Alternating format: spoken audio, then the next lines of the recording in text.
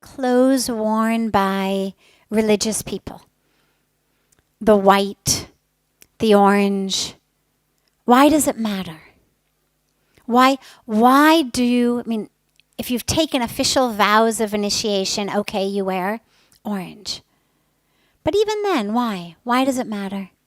And if you haven't, why do so many people on a spiritual path, why do they wear white? And does it matter? Why not jeans and a t-shirt? Why not shorts and a tank top? Why does it matter? And the reason that it matters is twofold. First of all, for yourself.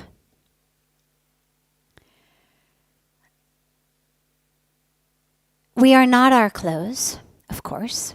We're not even the body beneath the clothes. And when we cover our bodies with something, it's giving a message about us, right? Everybody has their own style. You take 10 people into a department store, they're going to choose 10 different things.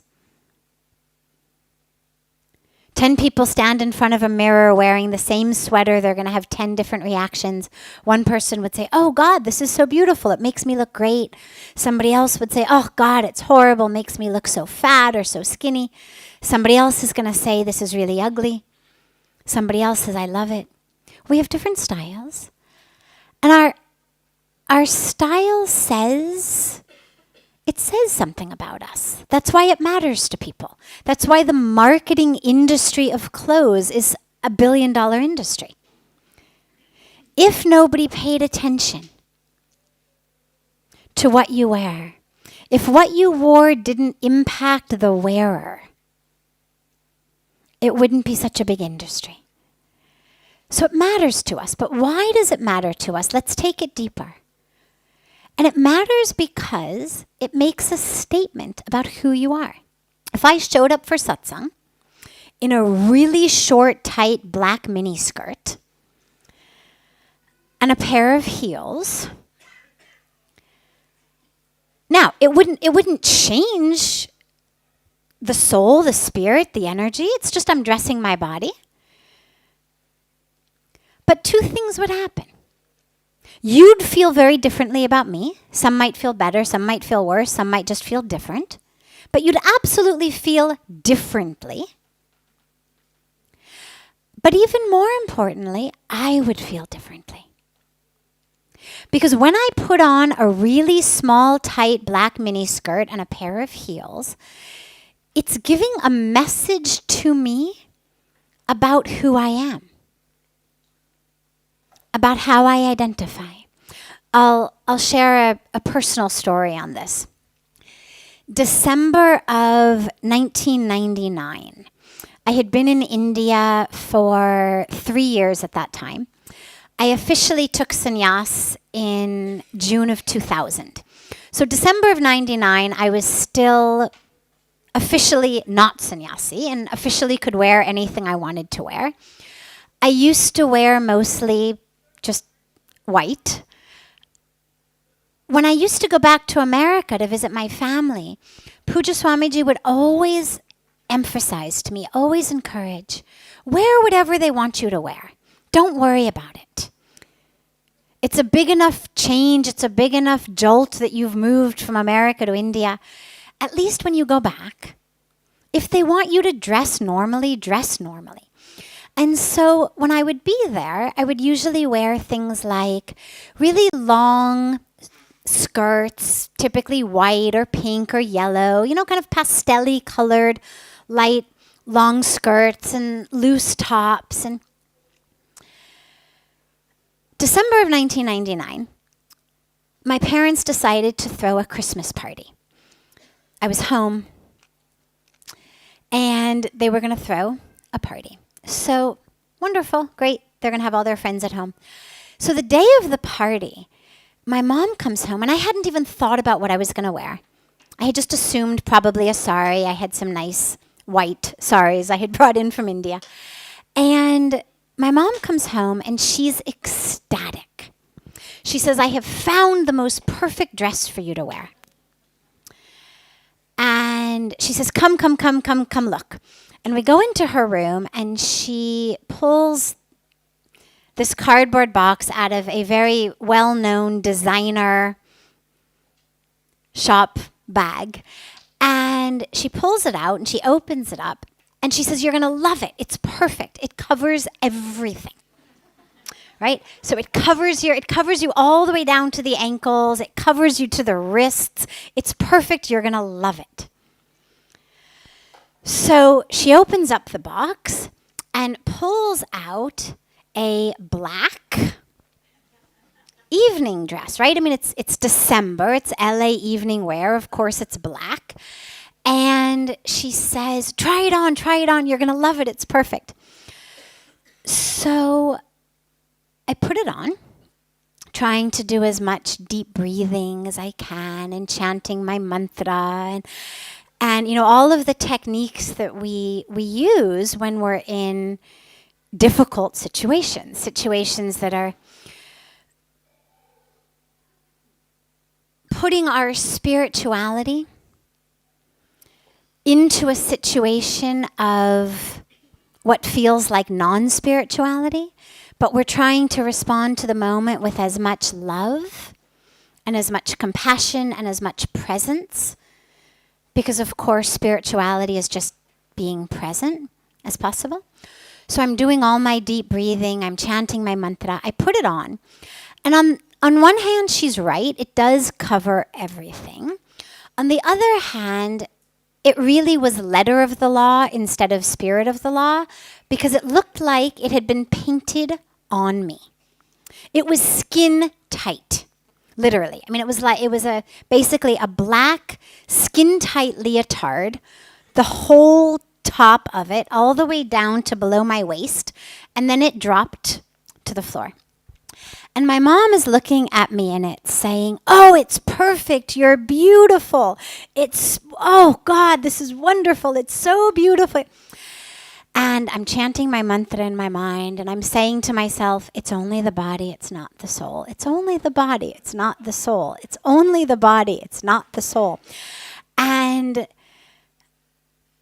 suddenly I couldn't do it anymore. I've never been a very good, not just liar, but I've never been a very good pretender. I've always been someone whose heart was really on her sleeve, which in this case was very literal. And no matter how much of my mantra I chanted, no matter how much I tried to tell myself it was just my body, not my soul, I burst into tears. And my mother says, what is the problem? It's perfect. It covers everything. What is the problem? And I said to my mom, I said, Mom, this dress is a lie. It's a lie about who I am and what my life is.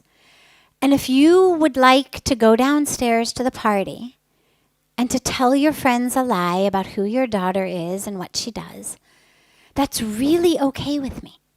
I have no attachment to going to this party. I will be very happy to stay in my room, to meditate, to work, to read. But if you want me to go to the party, I have to speak the truth. And I cannot speak the truth and wear a lie. And so she says, fine, wear a sari. And that was officially the last conversation that we ever had about what I was going to wear anywhere. But I share the story because, yes, on the one hand, it shouldn't matter. On the one hand, I should be able to prance in here in a mini skirt and heels and, it shouldn't matter to you or to me. But we know that it does. There was something about a skin-tight black dress, no matter how much I wanted to make my mom happy, no matter how much I wanted to be spiritually above the reaction I was having. As I said, I hadn't taken any vows yet. I was officially allowed to wear whatever I wanted. My guru was encouraging me to wear whatever they wanted me to wear. But there was something so incongruent about what the clothes said, that I couldn't do it. It felt like I was shouting lies literally out of the pores of my body.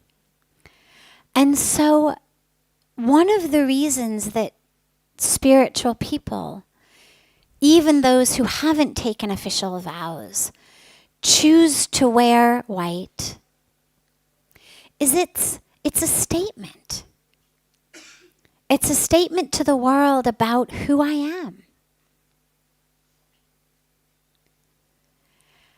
And there's something very, very deeply internally satisfying about looking in a mirror or looking down and feeling a congruence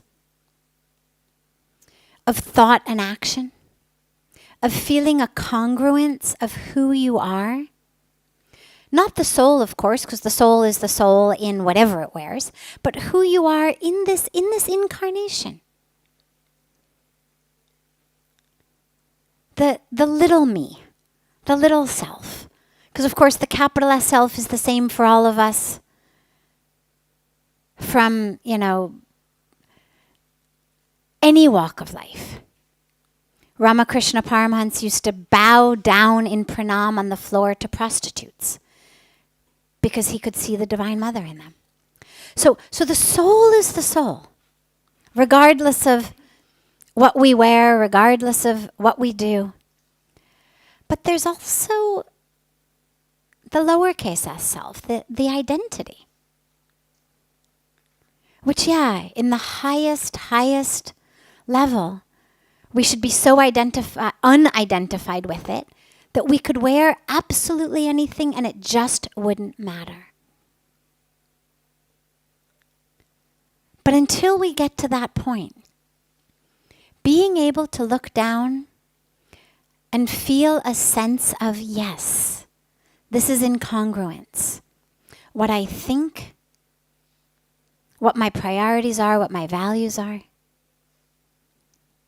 and what I'm portraying to the world. If I pranced in here in a little mini skirt and a pair of heels, I could certainly blame you for getting the wrong impression. I could blame you